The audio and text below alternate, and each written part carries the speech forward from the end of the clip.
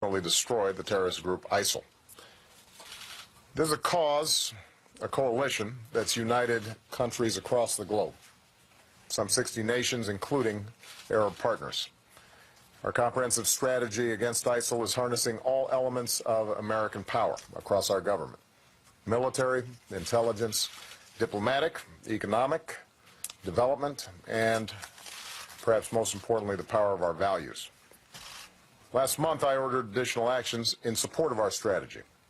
I just met with my national security team as part of our regular effort to assess our efforts, what's working, and what we can do better. Secretary Carter, Chairman Dempsey, I want to thank you and your team for welcoming us and your leadership, including General Austin, who's leading the military campaign. And I want to summarize briefly where we stand. I want to start by repeating what I've said since the beginning. This will not be quick. This is a long-term campaign. ISIL is opportunistic and it is nimble. In many places in Syria and Iraq, including urban areas, it's dug in among innocent civilian populations. It will take time to root them out. And doing so must be the job of local forces on the ground with training and air support from our coalition.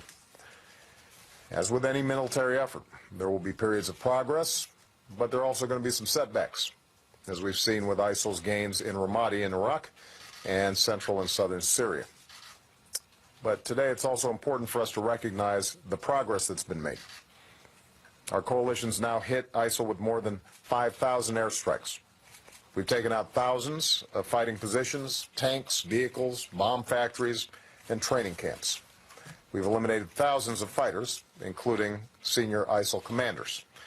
And over the past year, we've seen that when we have an effective partner on the ground, ISIL can be pushed back. In Iraq, ISIL lost at the Mosul Dam. ISIL lost at Mount Sinjar. ISIL has lost repeatedly across Kirkuk province. ISIL lost at Tikrit. Altogether, ISIL has lost more than a quarter of the populated areas that it had seized in Iraq. In Syria, ISIL lost at Kobani. It's recently endured losses across northern Syria, including the key city of Tal Abyad, denying ISIL a vital supply route to Raqqa, its base of operations in Syria. So these are reminders that ISIL's strategic weaknesses are real. ISIL is surrounded by countries and communities committed to its destruction. It has no air force. Our coalition owns the skies. ISIL is backed by no nation. It relies on fear, sometimes executing its own disillusioned fighters. Its unrestrained brutality often alienates those under its rule, creating new enemies. In short, ISIL's recent losses in both Syria and Iraq prove that ISIL can and will be defeated. Indeed, we're intensifying our efforts against ISIL's base in Syria. Our airstrikes will continue to target the oil and gas facilities that fund so much of their operations. We're going after the ISIL leadership and infrastructure in the heart of ISIL that pumps funds and propaganda to people around the world.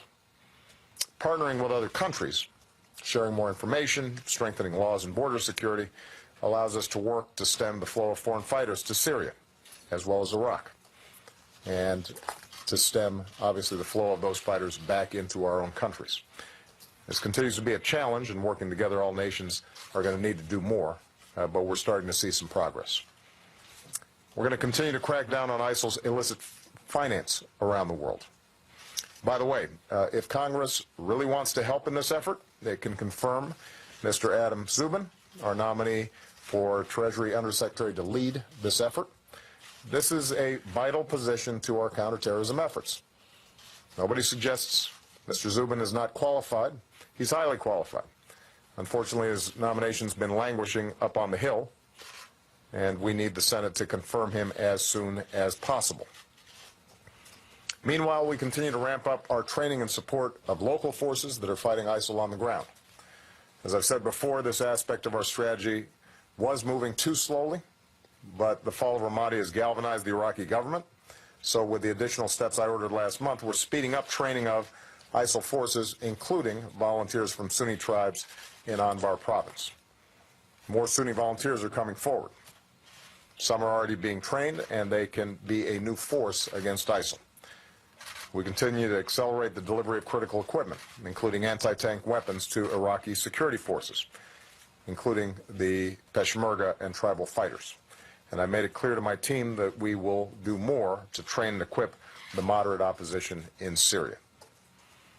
Now, all this said, our strategy recognizes that no amount of military force will end the terror that is ISIL unless it's matched by a broader effort, political and economic, that addresses the underlying conditions that have allowed ISIL to gain traction. They have filled a void, and we have to make sure that as we push them out, that void is filled.